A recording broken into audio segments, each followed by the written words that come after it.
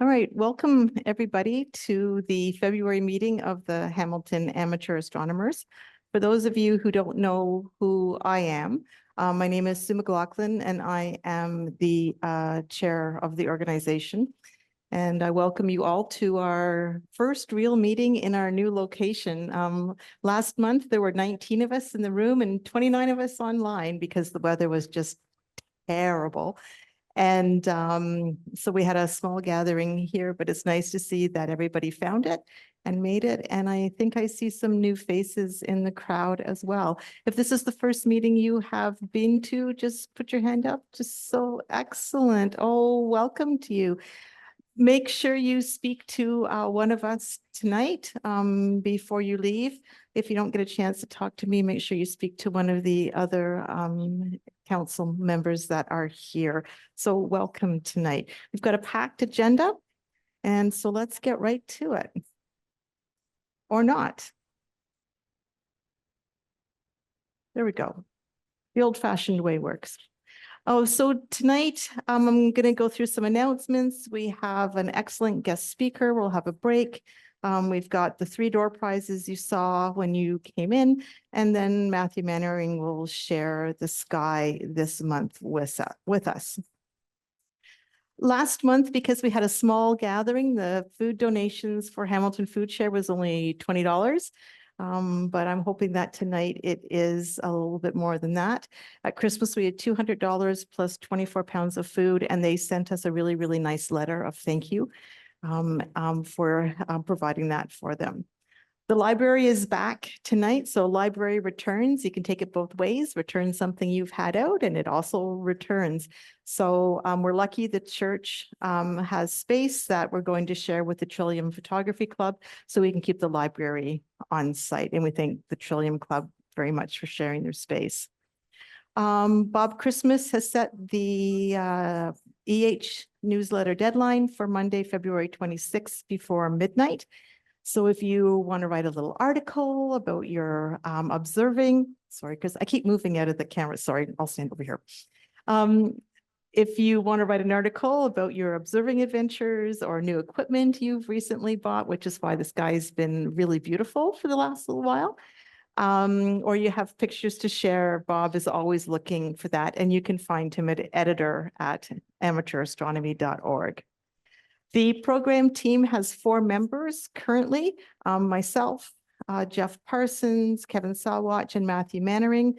I'd love to have one more person who would like to help us arrange the program for next year.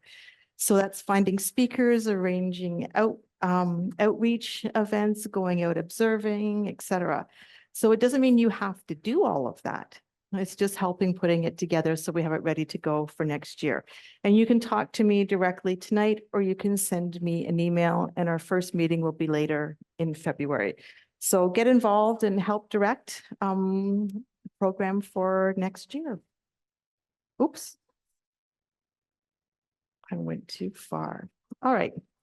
The total solar eclipse, when I checked today, is 58 days away. It used to be years and years away. Now it's like 58 days. It's getting close. We've got some volunteer opportunities for members. We're going to be hosting a telescope clinic and workshop here at the church, but not in this room. On the other side of the church where the other entry door is, there is another auditorium like this. It'll be there. And it'll be on Saturday, March the 9th between 1 and 3:30, 3:45. Matthew's going to talk a lot more about how that's going to run and how you can help us out with that event. We're also hoping to have people who have solar telescopes be willing to do some sidewalk astronomy. So very ad hoc, go out with your solar telescope between now and when the eclipse is on a sunny day, to a park somewhere in the Hamilton-Burlington area for an hour or so, allow people to look through the telescope, give out eclipse glasses, give out information about the eclipse. And I'm going to be coordinating that. So if you have a solar telescope and you'd like to participate in that, and it's going to be ad hoc, like, oh, look, it's sunny this afternoon, I'm going to go. And you will just let me know. and I'll make sure that you have what you need to go out. I may even go with you if I'm available. So if you're interested in doing that, because we want to promote the eclipse, we want to promote the club. And in the next 6 weeks or so, this is the time to do that. So if you're available and you're willing and you have the right equipment, let me know. And my email is at the bottom of the screen. Joanne Salchi is extremely busy. We've had a ton of requests for eclipse stuff. City of Brantford's doing a solar eclipse. HPL's got March break. That wasn't me. HPL, Hamilton Public Libraries, got us booked during the March break. We've got a guides presentation to do. Grimsby Libraries booked us. BASF has booked us. And there's been some requests that we've had to turn down because we just haven't had enough time. So Joanna's looking after all of those, all solar eclipse related. The HAA website has new resources on a new page. So there's lots of information there, general information about the eclipse times, etc. There's also a section on really good weather apps, and the College DuPage weather app is what storm chasers use. So it's going to give you really, really good weather for eclipse days. So go in and take a look. KW Rask has invited members. I flashed on. You better take over. I'm half smashed. Pardon? Oh, there's someone talking on Zoom. KW Rask has invited members to go out to Dunnville to the RCAF number 6 museum. It's a big open space, lots of parking, lots of spaces to put your telescope. So if you're interested, you can go and join them out in Dunnville, and you'll get a little bit more time of totality than you will in Hamilton. And finally, I spoke about this last month. My husband and I, Doug, we've booked a campsite just outside of Waco, Texas. We'll get 4 minutes and 13 seconds of totality if the weather is clear. We hope it is. And right now there's 6 or 7 people or so that have indicated that they're going to join us. If you're interested in going to Texas, please email me at the bottom. So I'm at chair@amateurastronomy.org. Any questions about this from anybody? I went by it pretty quick. Yes, sir. Start time for the telescope clinic will be 1 o'clock. If you are volunteering and bringing a scope to display when Matthew talks about it, the doors will open here at 12:30. So public 1 o'clock, for us 12:30 p.m. Okay. Any other questions? Thank you for that clarification. That was good. Okay. Joanne has been handing out eclipse glasses tonight. So we have purchased Hamilton Astronomy, Hamilton Amateur Astronomer eclipse glasses for everybody, up to a limit of 4 per family. For the members of the public that come to one of our events, they're also going to get up to 4 eclipse glasses. We have been, I guess McMaster has donated 500 eclipse glasses to us. And Space Place, who was here last month, has donated 160. So we've got over 2,000 pairs of eclipse glasses right now, and we hope to give them all away by the time the eclipse gets here. So right now we're giving away our own, the ones with our brand on them. We want them as well for all of our outreach sessions to help promote the club. We also have business cards at the back. And if you want some business cards for the club, because people are starting to ask about the eclipse, about the eclipse. Well, here's where you can find some really good information, and you give them one of our business cards. Joanne at the back has business cards too. Go and ask her and she'll give you 10 or so to start with. Okay. Because I've been asked an awful lot about eclipse, and I've been handing out business cards. Go here. Here's everything you need. Go and look at our website. All right, our upcoming events. Monday. Our next monthly meeting is Friday, March 8th, right here. Dave Cotterill will be here to speak about seeing double and double star observing. And Saturday, March 9th, the day right after, is the Scope Clinic here from 1 to about 4 o'clock. And then Bimbrook observing Saturday, the 10th, and the 17th of February. Now, Paula, tomorrow there is a potential to have Binbrook open.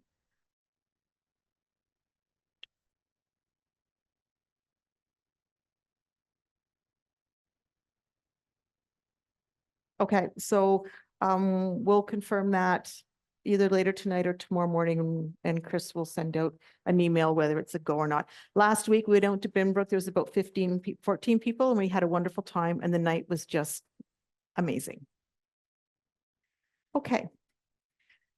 Tonight we have a very special guest joining us on Zoom. Dr. Sasse is the astronomer in charge at iTelescope.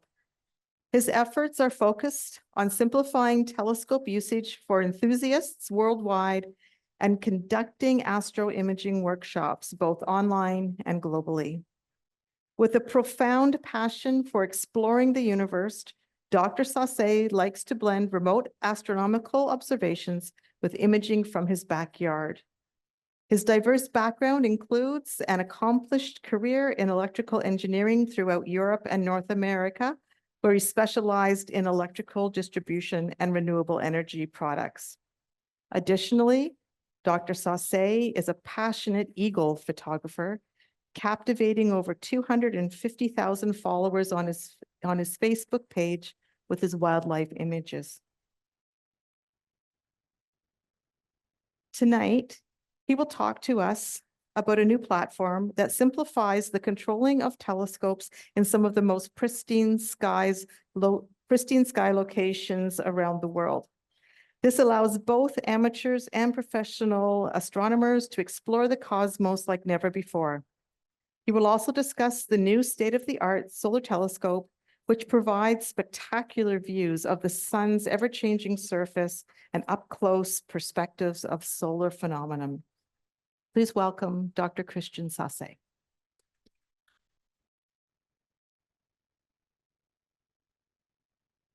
Hi, Sue. Thank you so much for that wonderful introduction. I feel very humbled. I just looked it up, 4,258 kilometers west of you. So that's near Vancouver in Canada. So that's so we share the same country, the same beautiful country. And as you all know, it's sometimes the skies are not so easy, and that's where iTelescope comes in, and that's what I would like to talk to tonight with you. I also want to welcome at the moment my colleague and student, Duncan Jenkinson. Duncan, can you just come in for a moment, or to start your video? Oh, I said, yes, start my video again. Hang on. Let's just do, there's Duncan. So Duncan is out of Vancouver Island, Victoria. Duncan, do you want to give a quick introduction for yourself? Yeah, sure. So I am a third-year university student here in Victoria, British Columbia. I got started working with Christian probably about a year ago or so, and then more recently we've been working on the solar telescope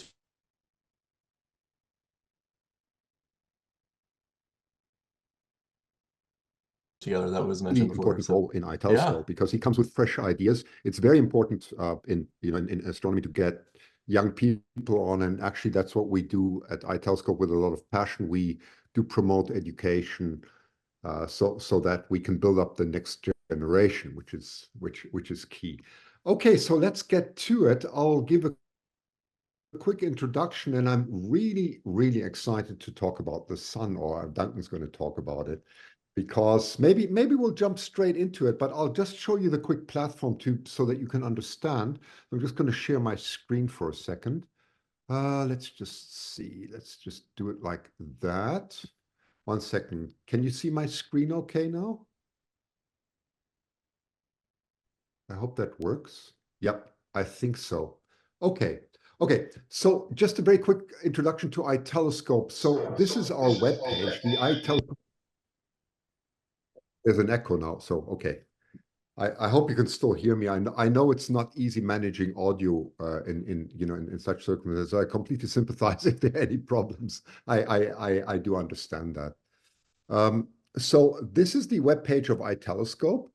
And we've actually been around for quite some time, ever since the internet really became big in, after the year 2000, where Google evolved more or less around 1999, 2000. And then iTelescope was before that called Global Rentoscope. That's how I first heard about it, because I was, as you probably heard, doing electrical engineering, and I was always very passionate about astronomy.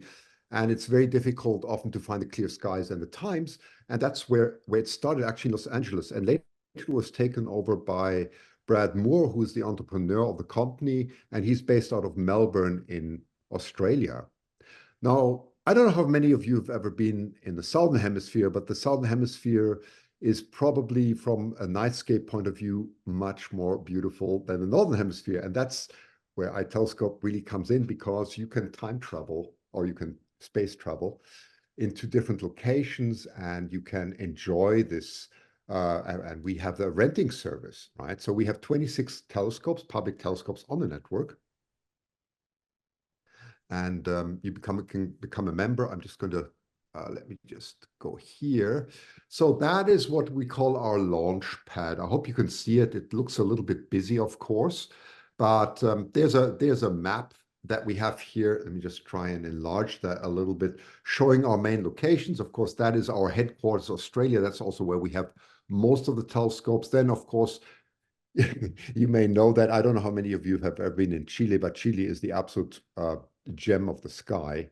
I've been there. I gave a master class in Chile last year. It's absolutely phenomenal. So that's in the Atacama Desert, probably the best place in the world. And then we have two places in North America. One of them is in Utah, also a very nice place, probably very easy to travel to. If since you're near Toronto, you can take a plane from Toronto to Las Vegas, for example. And then from Las Vegas, it's about 1.5 hour into the desert. And then that's where the location is. So if you ever want to visit an observatory there, it's very much worth it. There's another one in Sierra Mountains in California. And then there are two locations actually in Spain. There's only one shown. So that gives us quite a diversity in longitude, latitude, as well as weather. Just see if I can get rid of this. And then it's hopefully fairly easy. This is a little bit of an old-fashioned launch pad, which we are correcting with a lot of passion and energy at the moment, because how should I say, coding has evolved quite a lot, and the whole platforms have become a lot better, especially with the mobile phone. So we're making all this flexible now for the mobile phone. But basically what you see are the different observatories there, and the different telescopes, and you can see the local time here. So that's Siding Spring. Of course, that's closed at the moment because you can see it's daytime there already in the next day. And that's good for us because the sun is shining, yoo-hoo, I can only say, because we're going to jump in just a few moments to the solar telescope, which I'm so excited to show you together with Duncan. Then we've got some in Spain. At the moment, it's cloudy. You can see the problem. Then, of course, Chile is just absolutely marvelous most of the time, very clear. Beautiful Milky Way coming in now. That's a live view that you can see there, and several telescopes. But I won't go into the telescopes now, because let's jump to the new thing that we have.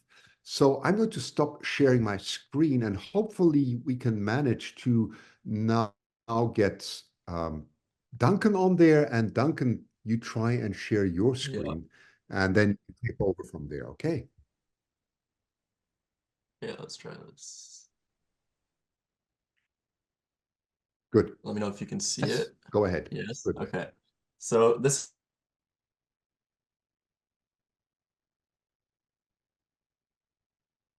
everyone will be able to purchase time on this solar telescope that we're going to show you today. Yeah, I won't go into too many details other than to just kind of show you some of the pictures here and stuff that we've got going on the main page. Everything that you see on this website was taken with the telescope that we have. This is a picture of the telescope itself. And then Christian just wanted me to highlight kind of the specs around it for anyone who's more familiar with that sort of stuff. So we're using a Daystar quantum filter. It is a 0.4 angstrom filter, which is the width of the bandpass. And so if you're more used to nanometers when it comes to filters, that's 0.04 nanometers. And it is a hydrogen alpha filter. So it's probably the most expensive hydrogen alpha filter you'll ever see. It's roughly 40,000 US dollars. And then that's mounted onto a Explorer Scientific 127 millimeter carbon fiber refractor. And then on the back, we have a ZWO ASI 432 mono camera. So all of this basically just put together, it's all really expensive pieces. And when you put them all together, you get some pretty phenomenal image quality. So if we go over to the star page here, you can see a few different features that you're going to be looking for when you're looking at the sun. So the most common two that most people are familiar with are prominences, so anything sticking up off the side of the edge of the sun there, and then sunspots are obviously very well known. With our filter, sunspots aren't usually too big or distinct, just because we are looking at the atmosphere that's directly above the surface of the sun, and so the sunspots don't quite pop out as much as if you were using a white light filter. But yeah, I think we should just go straight into looking at the sun now. So if I just minimize this, this is the sun live from Duncan, Australia. can you just show them the telescope? You know, the picture. Have you got the? Yeah. No, so here we go. There's the camera. Once it updates there, I think it's still loading. There we go. This is the live view of the telescope right now in Australia at Siding Spring. Yeah, and then this is what it's looking at right now on the sun. So yeah, we have a very, very, very narrow field of view on this telescope. It's roughly, I think, 4,000 millimeters of focal length. Yeah, we've been having some difficulty with the weather today. It's been clear, and then we'll get some intermittent clouds and it'll completely cut everything off. But we're lucky we're in a good window right now to get a good look at the sun. So right now, in this framing, you can see a sunspot right here. You can see a few different prominences sticking up off the limb of the sun there. If you want to get some more detail out of it, I can hit this box here and then bring up the exposure, and you can really start to see some of the detail on the surface there. But now, Christian today actually sent me a news article about this sunspot that's directly facing Earth today. And it's about 15 times the size of the Earth altogether. And they say that if it were to basically go off a solar flare, which it very likely could, it would be pointed directly at Earth. So we may get some interesting northern lights and stuff going on in the next few days. But if I come in here, I can move the telescope in real time right now. And if we move it over towards the center, and I just need to bring it down a little bit here. There we go. There it is right there. So this is the sunspot that was in the article, and you can see every sunspot has like a corresponding really bright region, and this just has to do with the convection currents in the sun. So you'll have one side that's going up really hot, and then the other side is colder, is where it's black, and it's going to dip back down into the sun. And these are typically regions of really high magnetic flux, and that's why they typically like to spew out a lot of material. When it gets ejected, it'll come from there. This is just clouds. Unfortunately, we weren't lucky enough to get through the whole thing. But yeah, this is the sun in real time. Yeah. Is there anything else, Christian? I think there might have been a few other things that we saw. Just go along the rim. This is very, very nice. I mean, you know, despite the intermittent clouds, this is absolutely remarkable. I don't know, those of you who know solar telescopes, what Duncan's just going to show is maybe we can just take a short video and we can process this for you in real time. Duncan, what do you think? Yeah, I took some earlier as well. You did already. Good. Yeah. Yeah. It's just remarkable. So we'll show you how this is actually done in real time. Yeah. So if we wanted to photograph the really big sunspot here. I'm first gonna line it up and then I'm just gonna turn down the exposure here because we're a little overexposed, and then maybe even try to focus it a bit better. Finding focus with this telescope can be a little difficult just because of the scene conditions as well as the optics change as the telescope heats up. Just because we're pointed directly at the sun, the temperature change is actually so large that you'll lose focus. But yeah, from here, I think the scene conditions might have been better earlier when I took something. But from here, basically what you would do is we'll line it up, focus it all up, and then we take 3,000 frames at about 100 frames per second. So we're essentially just recording really high frame rate video of whatever you're looking at right now. This all gets saved to a, if you're familiar with a FITS format, like a raw photo format, basically gets saved as that format, but as a video. It's called an SER. And then, yeah, so I have a couple of them that I took earlier today on the desktop here, and processing them is actually really quick. So all we have to do is just, this is called auto stacker, which is just going to stack all of our frames together into one image. So then I will open up the sunspot one that I did.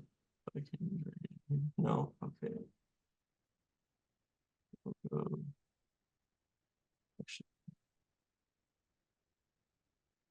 Here we go. So actually, we'll do this one first. So this is the sunspot that we saw earlier. I'm just going to select an anchor point just to align all the images.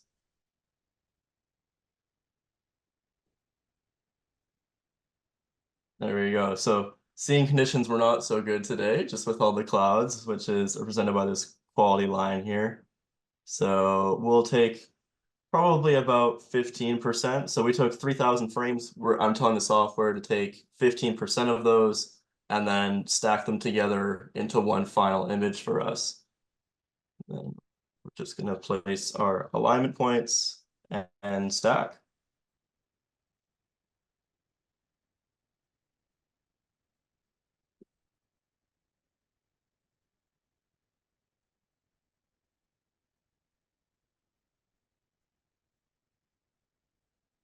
Okay, so now that this is done, we should have a picture here on the desktop of a stacked image. Now, it doesn't look like too much right away, just because it's still in a pretty raw form, but we can pretty quickly get detail out of this image.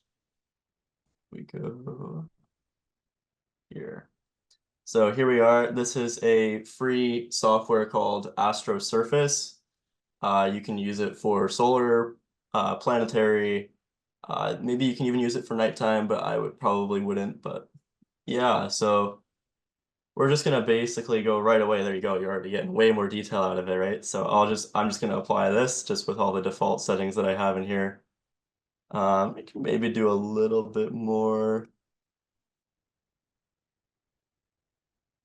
I don't, this is too much.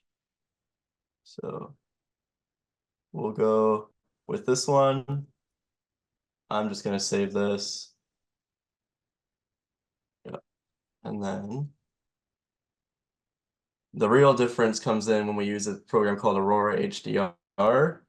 We are going to grab our picture, and then when we just create the HDR here, it likes to overdo it sometimes here, but we can really quickly edit this out.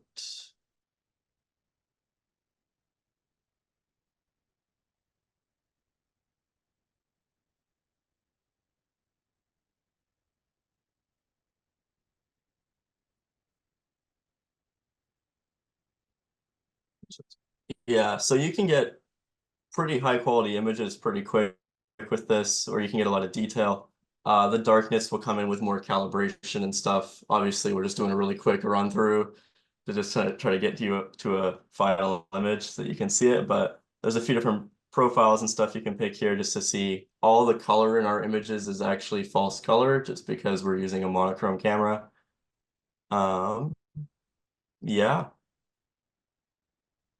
And then this is just how you would get an image. Yeah, what's remarkable, I mean, the dynamic range on this, of course, is extreme. We've not had anything like this, and the scene conditions are not so great today.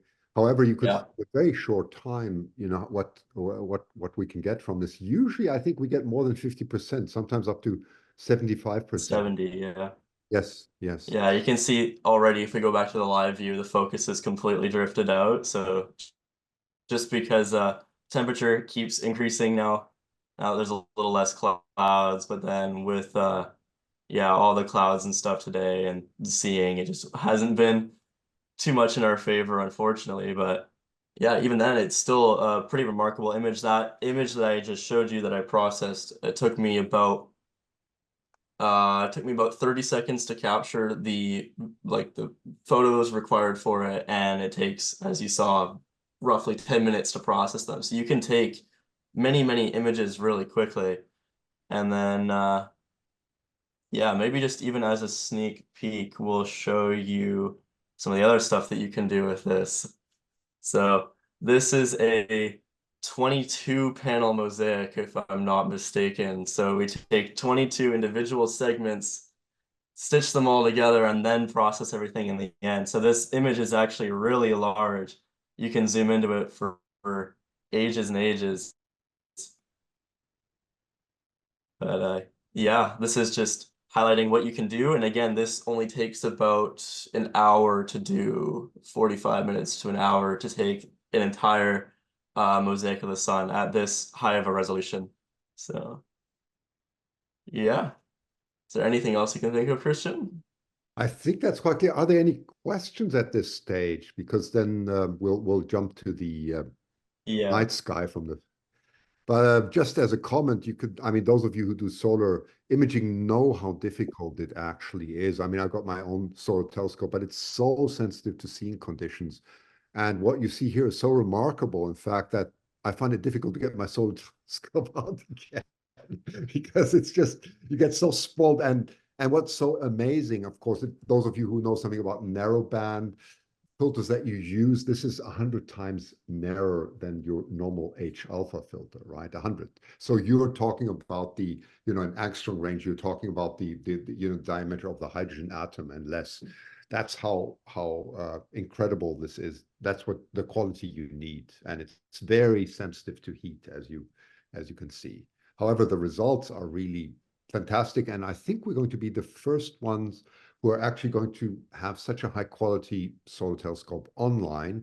I think we're going to start probably on the 1st of March, offering this to the public. And we're going to do it in a way where we're going to have moderators. So it's not completely self-controlled because there are just too many steps, but there's going to be a type of Duncan there or other students that are going to walk you through that and ask you what you would like to do. And it will be recorded for you and processed if you want that, and you'll have everything delivered.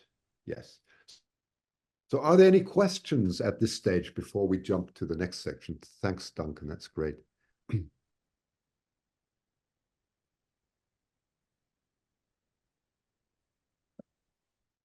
Yes, there are some questions, and I'm just going to walk with the mic. Hopefully this will work. All right.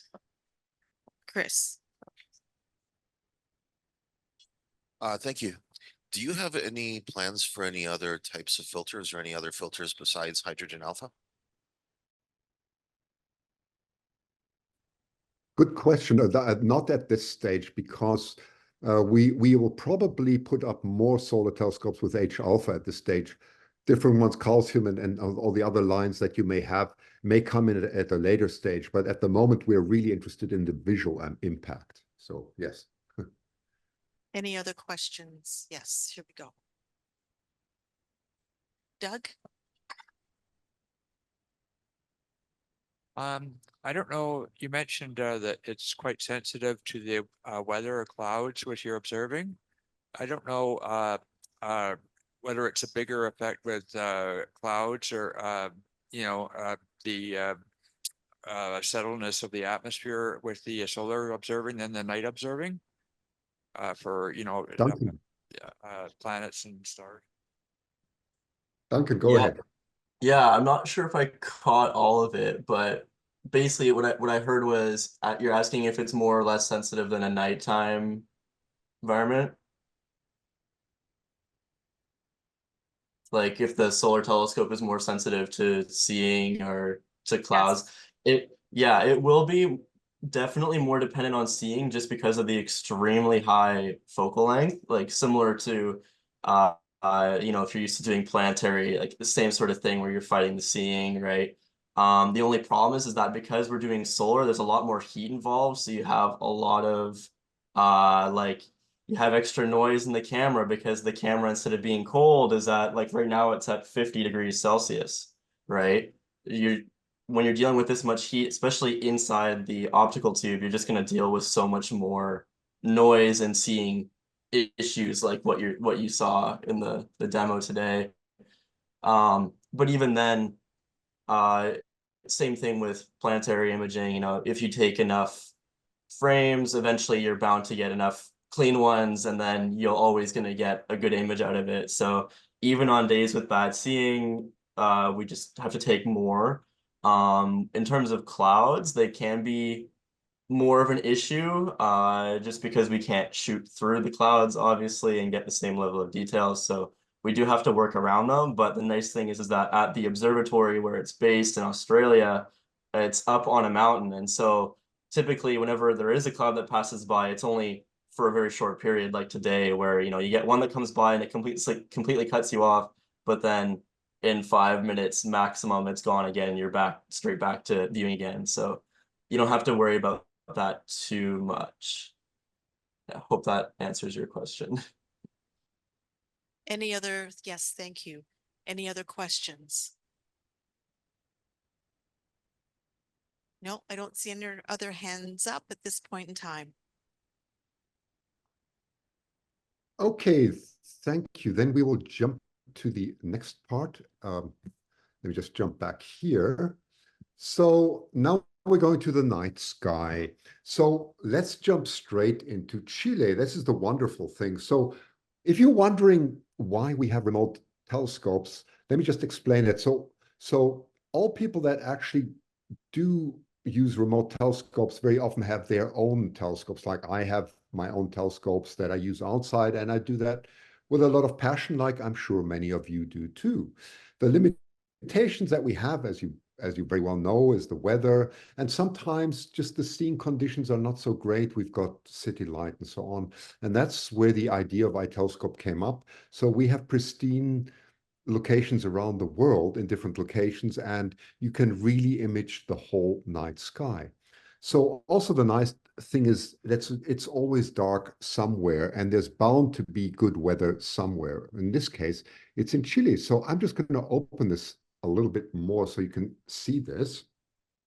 So that's the local time. No, sorry, that's the local time in Chile. So you can see it's just of course, it's southern hemisphere, so it's summertime there, right? Difficult to understand, but it is. It's summer there. That's when the observatory opens. That's when it's closed. You can see at the moment, well, it's the perfect day because it's new moon, and that is where the sun is at the moment at minus 19 degrees. So the sun is gone. And then you can see the weather. I won't go into that.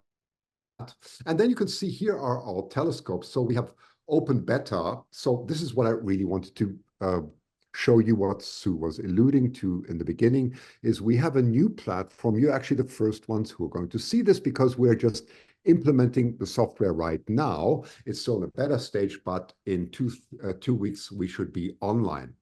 So I'm just going to show you that. If you click on this, you then come to a page of the telescope itself. And in this case, let's just see. I hope you can see that. So here you can see a bit. It doesn't tell you very much what this telescope actually is. So the most important is to look at the specifications. I think in future we're going to make this more user-friendly, that the name is actually that tells you something about the telescope. But these are all top telescopes. These are not the typical telescopes you would have in your backyard. Maybe some of you do, if you're lucky enough, but it's not the typical telescope. These are so-called plane waves that we use. They are of the highest quality.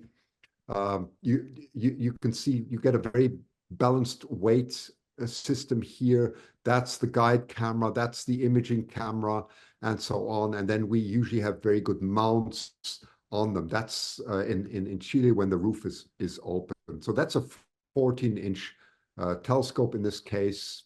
You have the camera, and you have all the different filters here at the back, right? The way you would expect this to work. There you can see the last image. You probably recognize that it looks very much like M104, the Sombrero Galaxy. Sky is very clear tonight, and then you just go. So we have two different modes here. We have a basic and an advanced one. I'll leave it like that. You can see it's already the telescope. And then, of course, you want to say, well, how do I do this, right? And how do I even go about this? So we looked at the specs. I'm just going to go to the imaging and planning.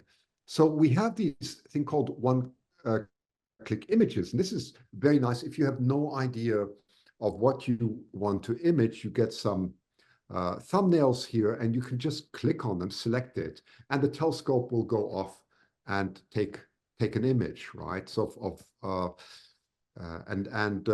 it won't come in this case as a color image, but it will come completely calibrated, which is very important because calibration, as you know, taking flats, bias, and darks is a nuisance, but we do all that as part of our service. So you get then delivered the images in your, in your account, and then you can go on and process them in standard software, whatever your preference may be. There is more the advanced version. We call this the deep sky objects. Let me just see here. Yeah. So what you would typically do is you have an observation name. In this case, I'm just going to call this Hamilton Astronomy Club. Let's see if I can spell correctly. Astronomy Club. Okay, you can call this whatever you wish. Club, sorry, let me just spell this. There you go. Okay, and then usually you wouldn't know what to put in there, right? What object there is. So I'm just going to jump back a moment and show you how this actually is done. So some of you may know that, but if you don't know how to plan, you come to what we call an iTelescope planner. It's basically telescopius. You can choose whichever observatory you have. You can choose today's date and then just do a search. So there you go. There you have the typical objects that are visible from Chile at the moment. And then you can see the rise time, the set time, and also the transit times. Typically, you have, of course, the southern objects. You have the Large and Small Magellanic Cloud. And you got all these beautiful, well, in our case, it would be autumn there, spring there, quite remarkable ones. This is very nice, for example, the Gabriela Mistral Nebula NGC 3324, which is the northwest part of the Carina Nebula. So if I wanted to choose that, I would just click here on Telescopius, and let me just expand this a little bit. And there it is. And it tells you here in a window when you can observe it, and that the dark part here, no, that's the Carina Nebula, actually, that's not correct. I don't know why they've put this up here. But anyway, that part of it is the Gabriela Mistral Nebula. And you can see I can image this all night. And if you want to know what it actually looks like, there's a virtual field of view for iTelescope specifically here. And you can just choose whatever telescope you have in this case. So let's just go down and see if we have, I don't think they have the new telescopes on here yet, but I'm going to choose the T72 because of the Chile flag here, just as an example. So there you go. That's the Gabriela Mistral, and that gives you the field of view. Here, in this case, it's 1/2 degree by 1/3 of a degree approximately. So that would fit perfectly for that type of telescope. And then all you would have to know once you know what the field of view is and that it fits a specific telescope is then you go to the telescope, you just put it in and program it. So I'm going to go jump back now and assume we've just done that. One second, let me just get the correct window open here. Here we go. So I'm going to just say that, sorry, I don't know why it's showing my address. That's not supposed to be. That's a stupid, sometimes it's really ridiculous. Okay, but forget that. I'm going to put in now NGC, what was it? Like, I lost it, 3324. I think it was 3, I think it was 3324. And then go here. And let's see what happens here. Yes, it says it's the Gabriela Mistral. It's visible all night. It puts the coordinates in and right ascension and declination in there.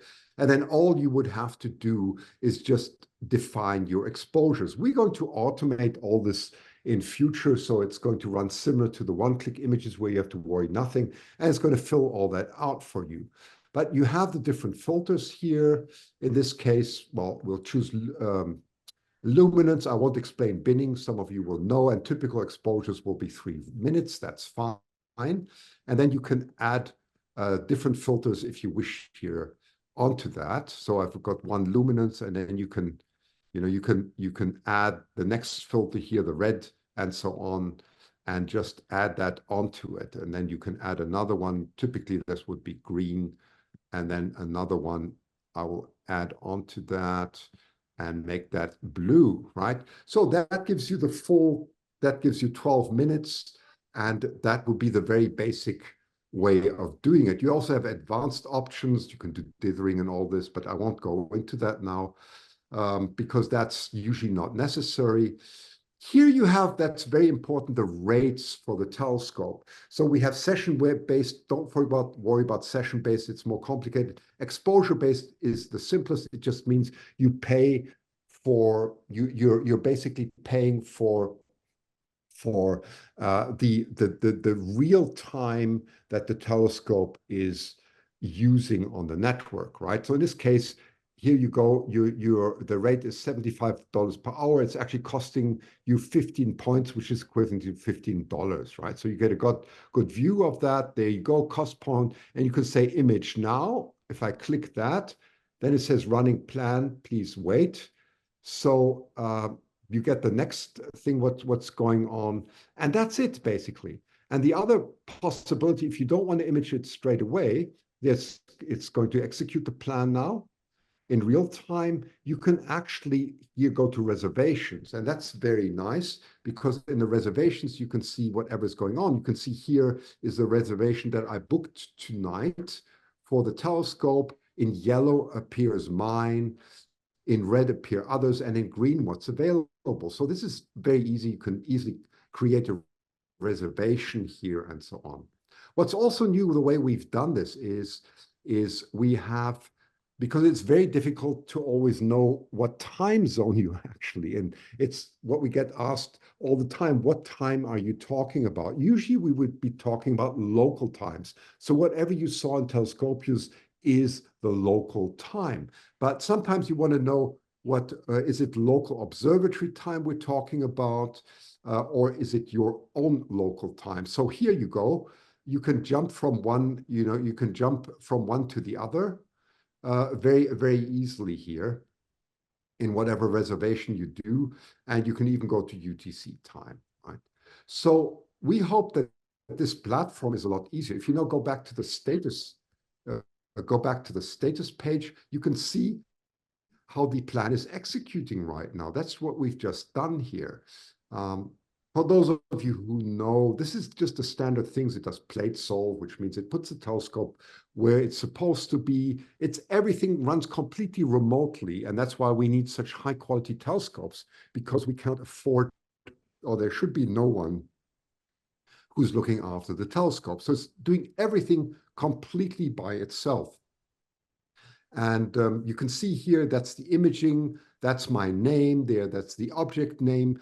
And so that's the date and time, that's the filter, that's showing that's on the east time, it's a rising object, it's 182nd, and it's image number 1. That's how the sequence is created, and that's the way it's labeled. So fairly straightforward. Here you can see the progress of the imaging. So you can see we are now here this is all in real time, right? The total exposure that we're taking, that's all the images, how much time is elapsed, how much time is still there, that the camera is exposing, what filter there is. So you really get all the details you want.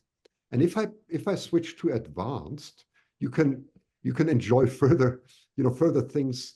For example, you can see here the planetarium at the moment, right? So in the night sky, that's centered on zenith, sorry, and that's centered on mount position. That's the mount position. Sorry, here we go. That's the mount position. So you can see exactly where it is. And that way we are trying to give the people who operate more and more the feeling of what it is. And we're going to also add live cameras later. You can do comets with it, which is absolutely marvelous. There's some such beautiful comets that are so difficult. So we have scripts that you can execute if you want to on comets, which are fairly easy to do, right? So you can put in comet names. There's a very beautiful comet, you may know that. C2023A3, I think it was called.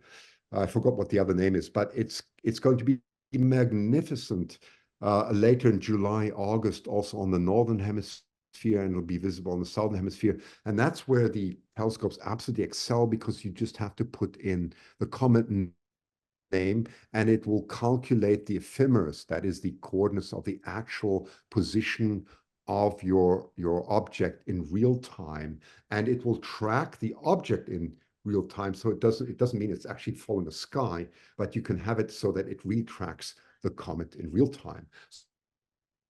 So we have all these possibilities now that make it quite exciting for the user. So I think that was probably enough as an introduction, and hopefully it gives you a little bit of a sense why we're so excited of doing that. We are doing this, we are basically a non-for-profit organization. As you know, you don't go into astronomy for money, you go for the love of it. And that's that's also why I became, why I eventually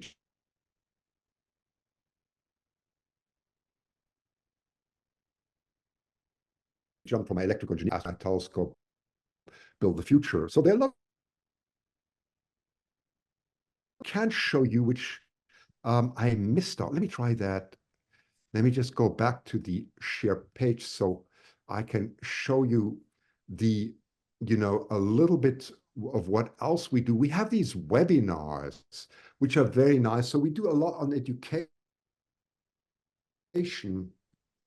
So we invite, and this is, you can subscribe to our newsletters. These webinars are completely free. So we get students, often graduates, PhD students, and they talk about the most current events in the universe. In this case, it was about the cosmic microwave background radiation in all detail, and you can ask questions. I usually moderate these, and I give the audience a lot of opportunities to ask questions. And also the, this is more on astrobiology, a topic that's coming up in 6 days, and so on. So we have a lot of interesting topics all the time, and I work very hard. If there's anybody that who wants to talk at the webinars, they're very welcome to contact me. I think that's probably a very fast summary. So I hope that helps. So I'm open to questions now. Thank you. Thank you, Dr. Sasse. That was fascinating. I'm going to start off with questions. I want to know who looks after those telescopes that are sitting out there by themselves. So how do you maintain them? How do you troubleshoot them, etc.? Yeah, that's a very important question. So locally, for example, in Siding Spring, we have our own observatory. So in this case, we host them and we rent them out. So there's one observatory manager, and he looks after them, and that's a full-time job, as you can imagine. And it's a difficult job, honestly, because it's very difficult to get people who are prepared to live remotely. For example, I mean, let me give you a little bit of what this looks like.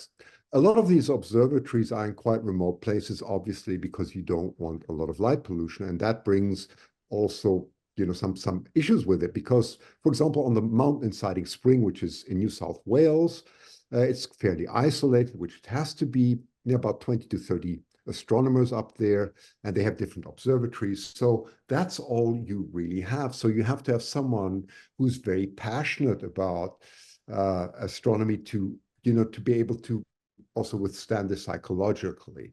So very often these these are younger people, but it's very difficult to find staff that actually like to do that, because you have to be very, you have to be really good also on your own. You have to be very passionate about what you do. And in the end, it does become like a daytime job too, because you have to repair telescopes. Sometimes it's not easy. This is quite a very technical job too. And the technology moves, as you know, very fast. So you have to be versatile in hardware, software, and many others.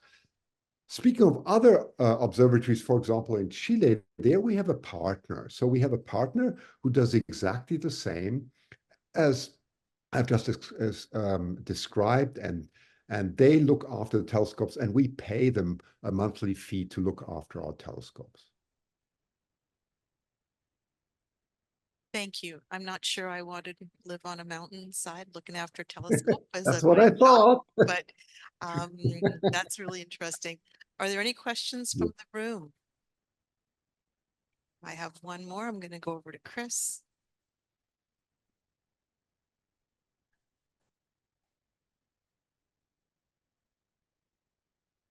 Thank you. Do you have rotators on those cameras so you can reframe your image? That's a great question. I love that. So far, the answer is we did not. And the answer, the reason is you probably know from a mechanical point of view, anything that moves will break. Okay, that's a fact.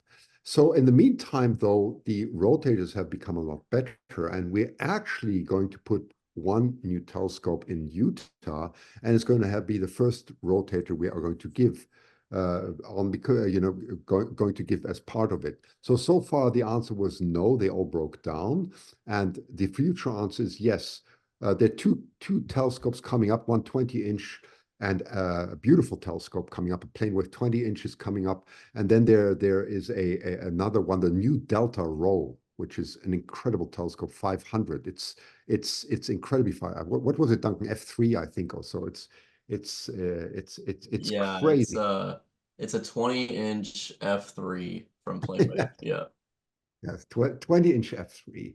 And yes, we're going to put a rotator on that too. So I hope that will encourage you then. In that case, yes, it'll be possible.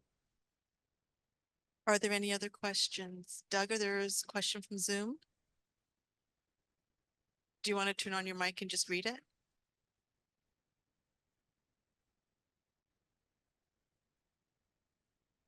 It's actually not a question from Zoom.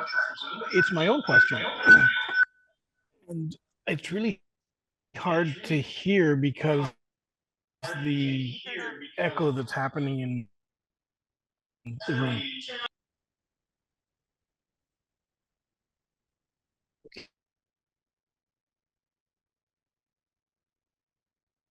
From Chile was 12 minutes in total of data. How is that data file delivered to the end user, and how big would it be? Yes, that's a good question. So typically what you would get is two types of data. The one is raw FITS files, right? It's usually in a FITS format. That's what Duncan was already mentioning. And then also you get them calibrated, and the size of the image really varies on the camera. So it's anywhere from about 10 megabytes all the way up to maybe 50, 60. So it can be quite large. You get that in your account. So everybody gets, it's similar to like Dropbox account, sort of. You have your later, so it goes incredibly fast. It's transferred locally to a local computer there, or then transferred to the cloud, and then you can download them.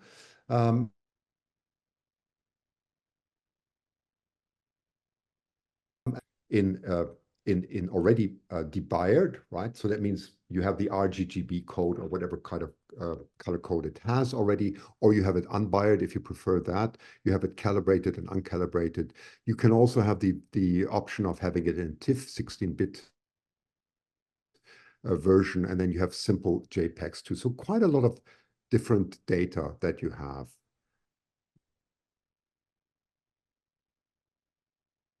I hope that answers the question.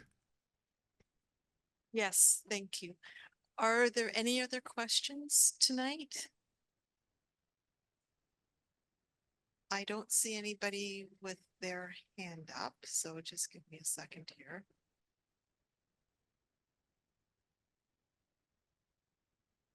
There, hopefully you can see me now. Yes. So I want to thank you and Duncan so much tonight for joining us. This was fascinating. To be able to remote image, I think is my kind of astrophotography, actually, where I don't have to stay up all night tending my scope. It's just doing its thing out there in Chile, and I think that's awesome. So thank you so much for joining us tonight. It has been a pleasure.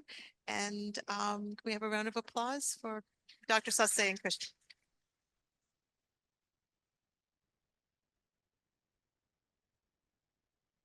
And with I that, can't.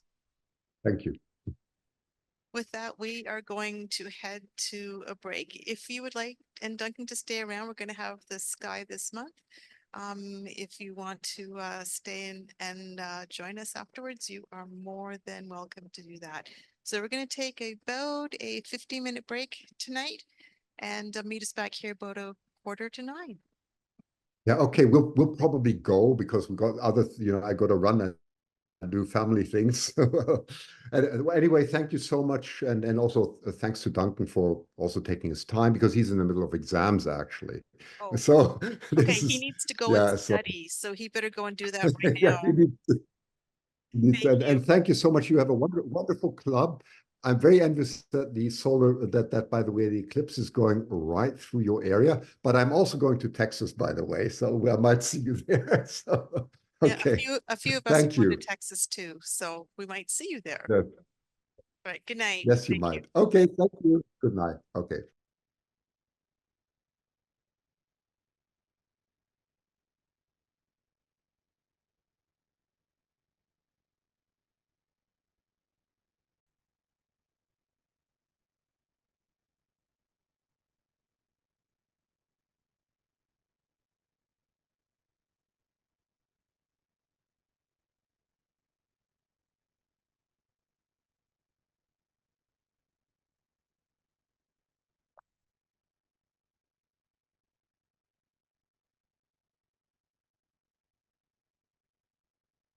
It looks like everybody is just about ready to get started again.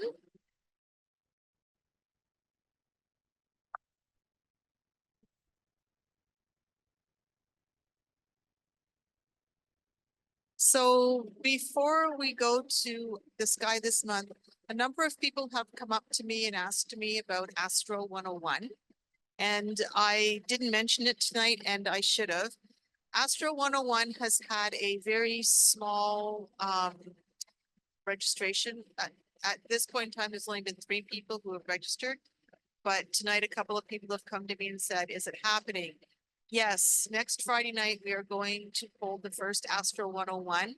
Depending on how many people come, John Govro, who's running it, will decide from there how many more sessions, and it'll be directed by the people who show up. So if you are interested in joining Astro 101, you need to email astro101@amateurastronomy.org and get John to send you the link. If you can't remember where to send it to, you can email me and I will send you the link for Astronomy 101. Okay.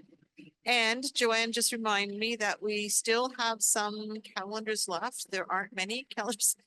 Paul, you're not going to see much of the screen through the eclipse glasses. They do work. John tested them. Joanne, we do have, has reminded me, we do have some calendars left at the back. They are awesome. They're only $10. And they're all pictures taken by members. I don't think any of those members used the remote imaging telescopes to take them. I think they were all done locally. But yes, Joanne asked Doug, who edits our calendar, and he said, yes, if you use a remote telescope to take an image and you process it yourself, you can submit it for the calendar. So there you go. All right. So we're going to move on to our door prizes tonight. And I think the door prize container's at the back. So I'm just going to let you guys draw the number and I will repeat it.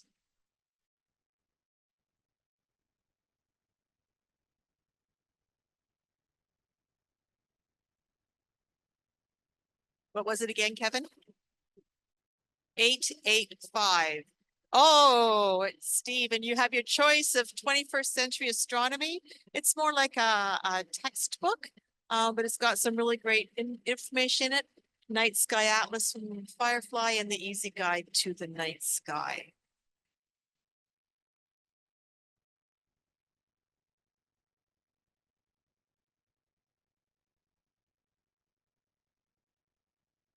Eight, 5, 6. Oh, geez.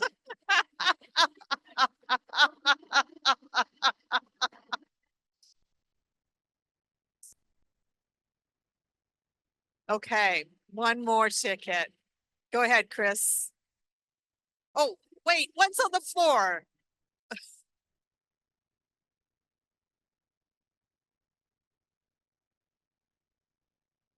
Eight, 6, 9. Oh, awesome.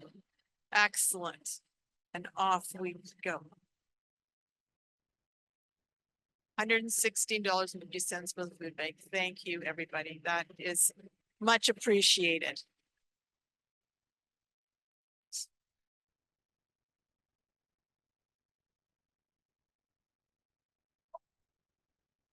I can. Matthew wanted me to let you know that prior to the move, when we were looking for a place to go, every place we went did not have a projector. And so at that point in time, council decided that we really would need a projector of our own, regardless of where we went.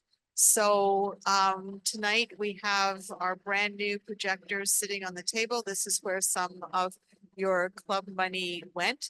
So it is ours, it is brand new, it is up to date, and it is working like a charm tonight. So just so you know where we spent some of the hard-earned cash that you guys so generously share with us, that's where some of it went. So thanks, Matt, for reminding me about the projector. And on that note, Matthew Bannering's going to present the sky this month for us.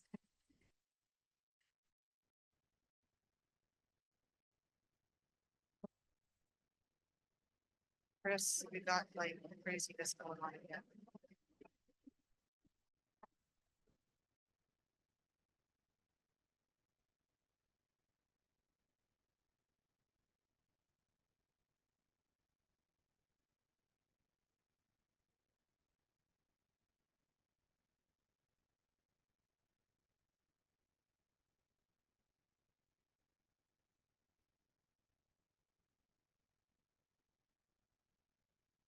Here we go. Not too loud.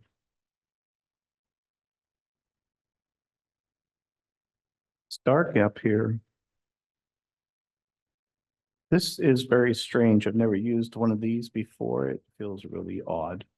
But anyways, welcome to the sky this month. I'm going to start this month with just a couple of photos. I did ask for some more and I got some tonight from Chris Cheatley, so I'll show those next month. But this one was done by John Govro. The actual original image is on the right, and he shot this from his backyard in downtown Hamilton. So that's pretty awesome. He used a light pollution filter. Optolong makes a really nice one called the L Pro. And is this still too loud? Thank you. And so he was able to shoot right from his backyard. And he, I think can't remember the specifics of it too well, but obviously the processing must have been quite challenging even with the filter.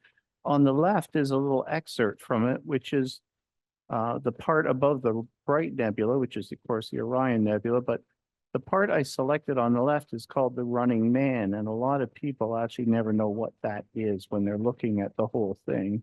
But there you can clearly see a fella running through the stars. So it's pretty cool when you can see that.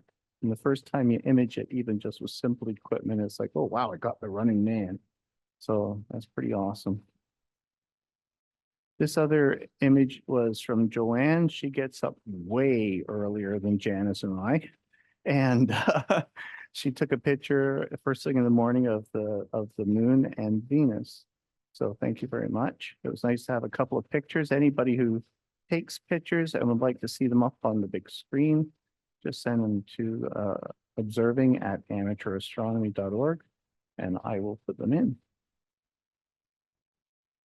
Okay, so coming up on March 9th, Sue touched on it a bit. We're going to have our scope clinic. We had a very successful scope clinic last year about the same time. It was the first one since COVID hit and stopped the world.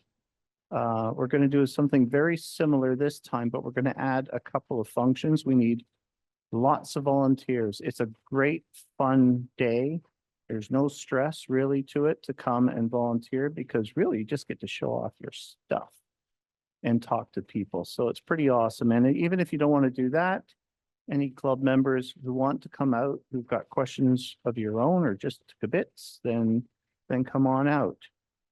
We need people for the greeter table, probably 2. Your job is to say hi, welcome, and hand out any handouts we have that are club related. If anybody's interested in becoming a member, maybe take the information if necessary. We're going to have a solar eclipse table or 2, depending on how big our display is. And we just need a couple of people to sit there, hand out any of the solar eclipse information, the glasses, give people safety information, point stuff out on the flyer, stuff like that. We also would like to have outdoor solar telescopes this time. So if you have a white light or an H-alpha telescope, single stack, double stack, big, small, doesn't matter. If you'd like to set up outside, I'm sure people will be fascinated to actually have a live view of the sun, admittedly not from Chile or, Australia, but at least from outside. And we would also like to have a couple inside as static displays so that people can ask questions about the equipment, because obviously at this point, there's an awful lot of interest in solar astronomy and the telescopes that you need to do that. We're also going to have our other tables set up for refractors and Newtonians and SCTs and any derivatives that are like SCTs that you have. I'd ask you to bring mounts so that if people have mount questions, we can maybe have a few alt-az mounts, a few EQ mounts. We can have a table with just accessories. So if somebody has an eyepiece collection they want to show off, or their binoculars or charts or whatever, finders, anything that's sort of an accessory. If you want to come out and bring your stuff, we can combine a few people's stuff, put it all on one table and have 1 or 2 people sitting there as well. And then we need a couple of people to be rovers who can lend their expertise to any of the tables or just certain ones that you happen to know, that's your area of expertise where you can help out. And also we usually have a few people come in with misbehaving telescopes or sometimes with parts missing and they don't realize it. And there's all kinds of issues. Sometimes they're just pointing at the ground, which doesn't help, but all these things, right? So people who have got telescopes, they got them for Christmas and they need help. And we usually have a couple of people who are available just to show them how to assemble it, where the eyepiece goes, how to align the finder to the main tube. And if it's possible, if it's a nice day, take it outside and just focus on a tree in the distance, for instance, unless it's a really huge thing. But most of these beginner telescopes are fairly small and light, so they could go outside and you could do it out there even. So you can contact me or Sue and let us know how you'd like to help. If you don't happen to get to that and on the day you're available and you want to come out, come on out, bring your stuff. It doesn't matter what your level of expertise is. Janice and I came to our first couple of ones when we had literally just started and had a blast because everybody's just having fun. So there's that. So the doors are going to open at 12:30, the visitors at 1 o'clock. Somewhere around 3:45, 4 o'clock, we'll boot everybody out. And that'll give people time to take their stuff down and get it into their cars by 4:30. We have basically a 4-hour window that we rented from the church. So one thing that's really quite interesting is this year there are a couple of excellent comets.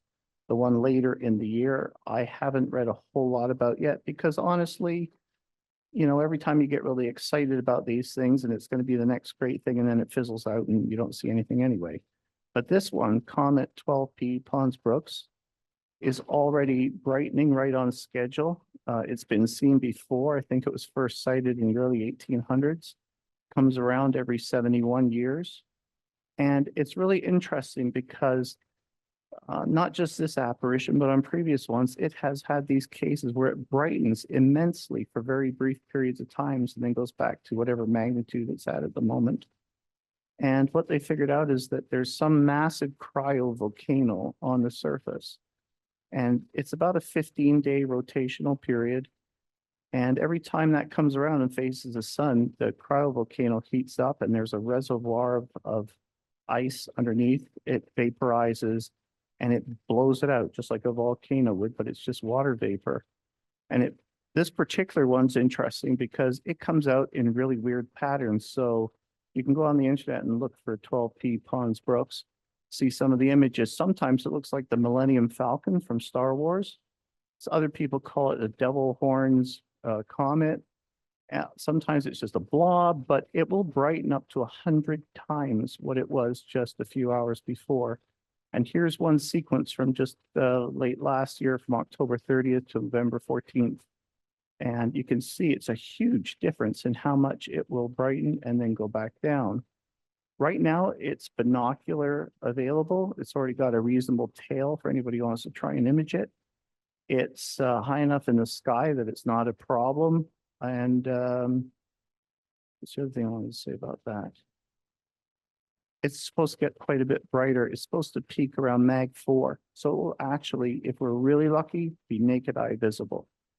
So that's really cool. There's not too many of those that you can see, but even if it only gets to 5 or 5.5, it's going to be easy peasy in binoculars. So you'll get a view of the comet.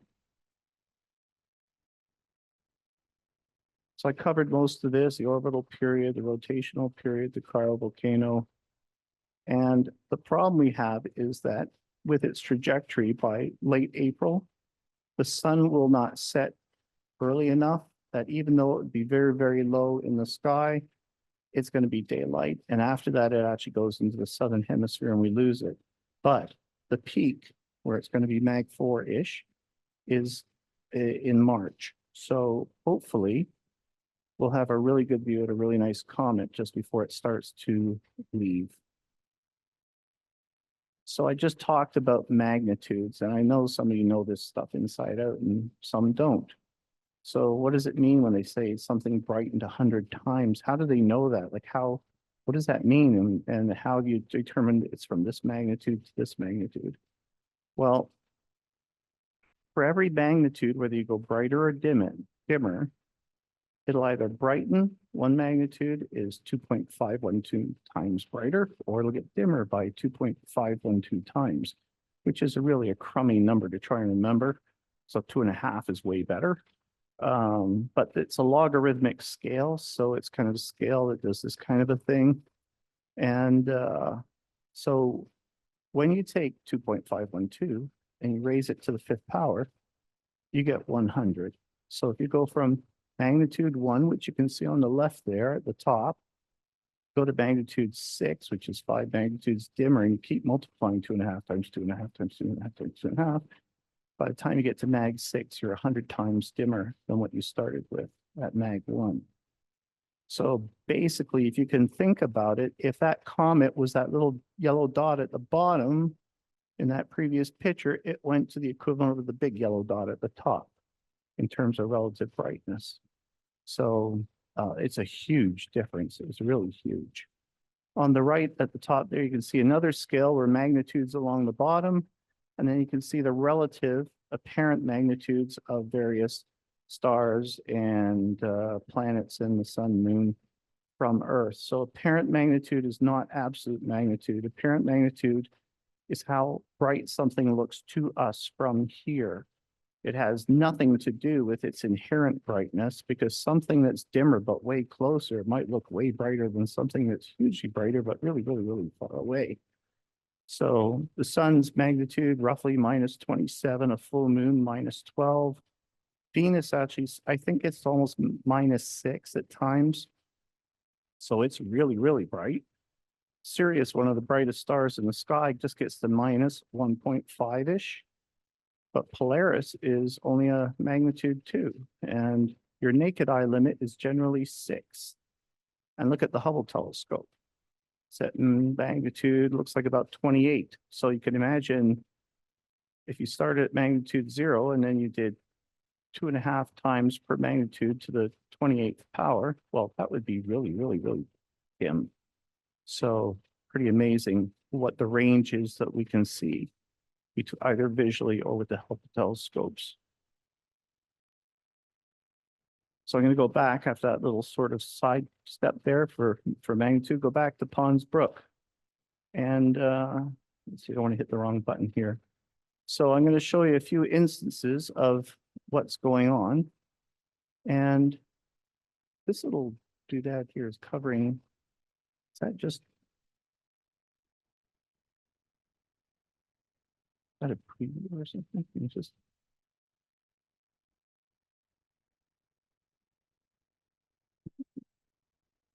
yeah, I just need that information that was right at the very bottom. Yeah, sure. Thank you. Is this going to do anything at all? No, it's not doing anything. Well, I can do that. Just this isn't working.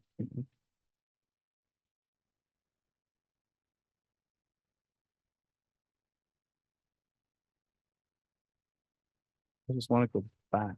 Normally the back buttons go back. So what happened here?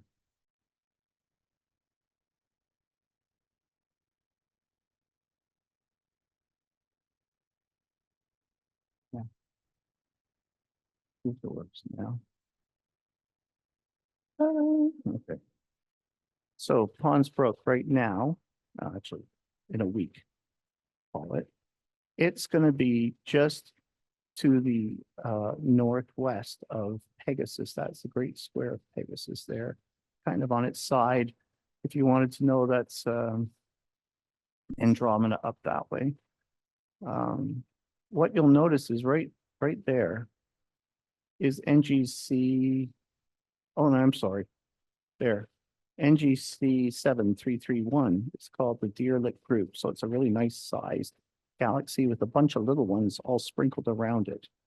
And just a degree or two away is Stephen's Quintet, which is another very famous, although very small and tiny galaxy group that's very close.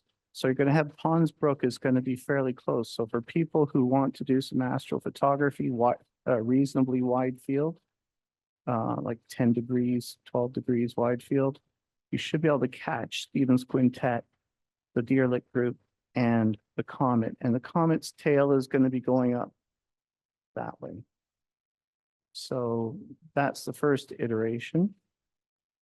And by the way, that's the Deerlick Group over here on the right. And that's Stephen's Quintet down there. This is, I got this off the internet, is a super deep 22-hour image of that region of space, which is why it's so fantastic. And you can see so much dust and intergalactic gas and all that other stuff there. It's really cool. But I thought I'd just include that so you could actually have a look and see what they look like. March 9th, I am actually covering this now so that people have time who are the astrophotographers, especially to see if they want to try and figure this stuff out. March 9th, Hans Brook is down here. There's the Andromeda galaxy there. They're not that far apart. The tail is going to go up straight towards it almost. So that might make another opportunity for some really interesting astrophotography. And of course, the Andromeda galaxy is huge, right? It's 6 moon diameters across. In the night sky, it's 3 degrees covers. So that's a really good opportunity. And on the 22nd of March, Hans Brook is going to move. It's been coming basically that way. It's going to be over here, and Triangulum M33 is going to be right there.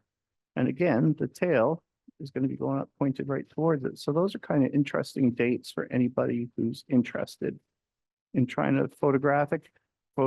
And also by that time, it's going to be getting bright. So even just with binoculars, you're going to have great views of it by the time it's into Andromeda and between Andromeda and this is Aries here, Triangulum there. So in that general neighborhood, if it's clear, you should have some really great views.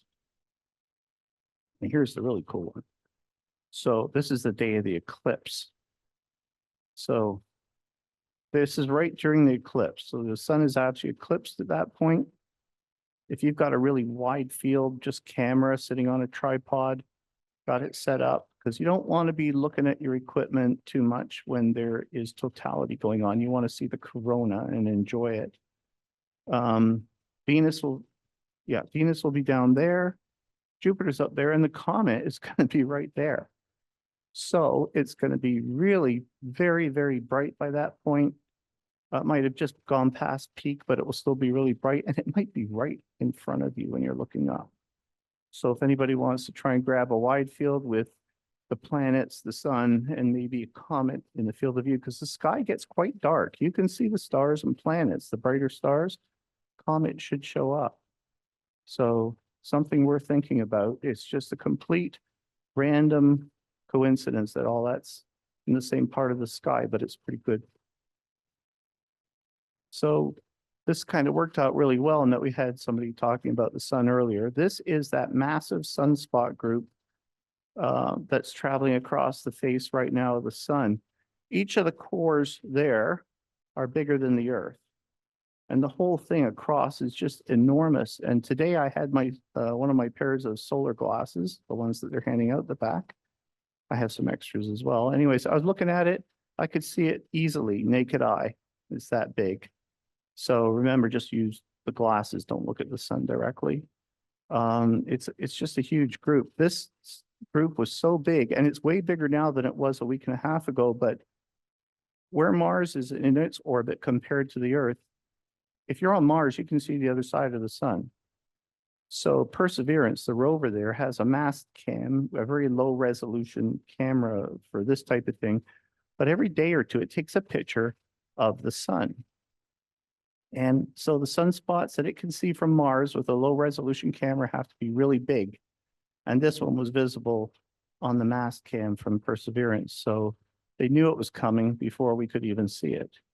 And it's just gotten way, way more interesting as it's come around. So on spaceweather.com, one of the best one-page websites out there, on the left side, I'll show you in a minute, there's a panel. It shows you the sun basically right today. And you can select from underneath the picture. You can say, I want the labels or no labels. So it will tell you the sunspot group numbers like on the right, or you can just see the sun. And I find this very useful along with another website called the Gong Network, not the Gong Show, the Gong Network. And you can see, I mean, just even from this, how big that group is. It's enormous. It's got to be one of the biggest ones of this cycle for sure. Now, this was a few days ago on February 5th, that sunspot group had come around the corner, so to speak, from the other side. There it is in white light over there. This is hydrogen alpha view, which means you get to see the prominences. You get to see all the ribbons of the prominences from on top. You get to see plages and the sunspot cores, all kinds of things. H-alpha solar astronomy is fascinating. Anyways, when we saw it, I was over at Les's house with Ed. And at that point, it was literally right at the edge here. And what was so cool is for the first time, I actually saw the core brighten in real time and then dim down and then brighten up again and then dim down. So that's the first time I've seen that. It was just really neat. And that's the sort of thing you can see, which is different to almost every other type of visual astronomy we do, other than maybe watching moons around Jupiter go into eclipse or travel like the shadows going across the face. This is one of the most interactive things, real-time things that you can watch visually. And so to see one of the cores actually, let off a flare, a mini flare, and then quieten back down and then let off another one, that was really cool. So I would encourage anybody who has never looked through one of these scopes, certainly come out to the scope clinic. There's an excuse to come out. Come out to the scope clinic and have a look through one of the telescopes because it'll blow your mind. Here's that website, spaceweather.com. It's really very useful. Down below here, there's another section for aurora. It'll tell you where the auroral arc is for the northern hemisphere. You can switch it to the southern hemisphere, but I don't find that much use for us.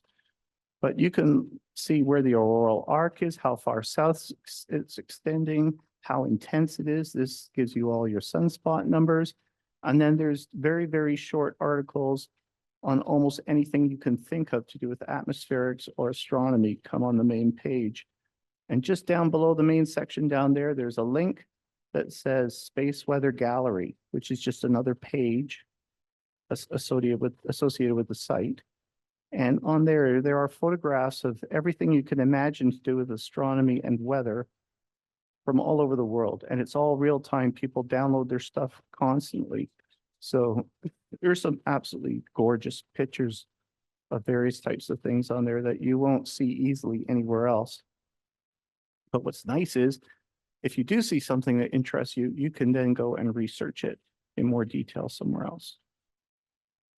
So this is a really, really ugly slide. You probably don't want to look at it. It's so ugly. And I did that on purpose. In fact, as a sort of reminder that do not look directly at the sun because, well, you want to see this next year when I put it up. It's just use our solar glasses, use a solar telescope, use a pinhole camera, anything. Just don't look directly at the sun. Your eyes don't have pain receptors. So when you look at that beautiful bright orb and it's burning your retinas out, you don't have a clue it's happening until you can't see anything anymore. Things like sunglasses, most welding glass, most welding glass, which is less than that number, won't work. And neither will squinting, like somebody famous did at night in 2017. None of those things will protect your eyesight. You should be very careful if you're going to use welding glass. Make sure it's the correct number, the correct density, the correct darkness, whatever that number is that you need. I don't even remember it because I would rather use free solar glasses. I know you know. And much safer. All right, so just go that route. And the only safe time without any protection that you can use is during totality. So if you can see the chromosphere, that beautiful like cloud of plasma coming off the sun all around it, and you cannot see any even tiny portion of the sun's surface, it's safe. But in general, not in general, always make sure that you stop looking before that goes from total to partial. There are apps which will actually, if you put in your latitude, longitude, or put the pin on the map, it will actually tell you when it's safe to start looking and tell you with some seconds to spare when to stop looking. So you can research stuff like that. I don't use it, but I just don't look. Pinhole projector, go online. You've probably seen them. It's a pin. Oh yes, on the website we have links for how to make a pinhole projector out of a shoebox and a bit of paper and a bit of tinfoil and a pin. So, you know, it's not a high, you don't need a lot of money. You just need a shoebox or any other kind of box to do it. That's safe. Do it one of those ways. And that's it. I'm done.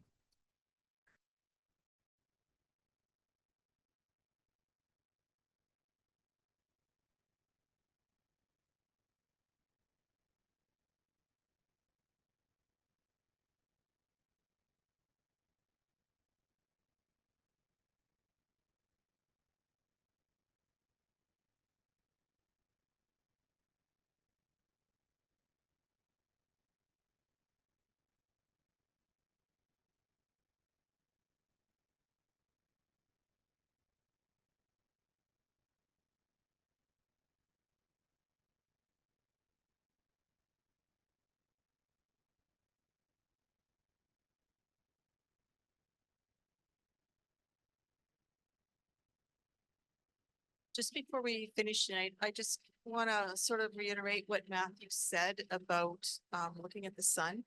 If you are, like, there are some of us who are going out and we are doing some outreach, et cetera, volunteering with groups. Right on our eclipse glasses is a disclaimer about looking at the sun. So if you've taken extra solar glasses for your family, please, please, please, please tell them that they cannot look directly at the sun at any point in time during the eclipse. I mean, you can't look at it at any point in time anyway, but they can't look at it through anything but the eclipse glasses. Sunglasses will not work, etc. And you can even, like, there's a disclaimer right on the glasses in regards to that. So that's something that's really, really important to iterate with anyone that you may be sharing the eclipse with who's not an astronomer. This is the new page on our website, and Matthew was just saying that there are pinhole camera links. There's a whole bunch of information here, really excellent information. There are webinars from Kalamazoo Astronomical Society. They're excellent. Fred Espinac, who is known as Mr. Eclipse, he has a ton of information. If you want to get really geeky, you can go to his website. Time and Date has excellent information. How to make a pinhole camera is there, and learn how to make a shoebox. And that was also in the EH. I borrowed those from Joanne. So they were in the EH. Also, if you want to practice photographing this, Alan Dwyer spoke to us last spring. There is the link to his excellent, excellent presentation on how to photograph the eclipse. So if you want to practice, you can go back and review that. College of DuPage Weather, Astrospheric, the Weather Network Canadian, the Weather Network, the Weather Channel US, all excellent, excellent sources of information for weather the day of the eclipse. So we've got lots of information there for you to use if you are looking for resources for the eclipse. And I'm just going to that. And just going to slide this through here. Oh, one other thing for those of you who have never been to a scope clinic before, this is a picture of a scope clinic from the Spectator building. We will have it just a little bit, or Matthew will have it set up a little bit differently with certain stations at tables around the room, but people bring their equipment to show off and to also bring scopes that aren't behaving properly or misbehaving or not working or missing pieces. So that's kind of what it looks like. Everyone is welcome to come and bring their equipment. And, oh, I went past. Finally, just a reminder of our next meeting, Friday, March the 8th. Dave Cotterall and Double Star Observing. Then Saturday, March 9th will be the Telescope Clinic and a eclipse outreach here as well. And then we have a potential for viewing at Binbrook tomorrow night and again on the 17th, which are our two upcoming Saturdays. And with that, I want to thank everybody for coming tonight. We had a really great presentation from Dr. Christian Sasse, and we appreciate his time very much. And go have a great month, and let's hope for some more clear skies like we've had recently. So thanks everybody for coming out tonight.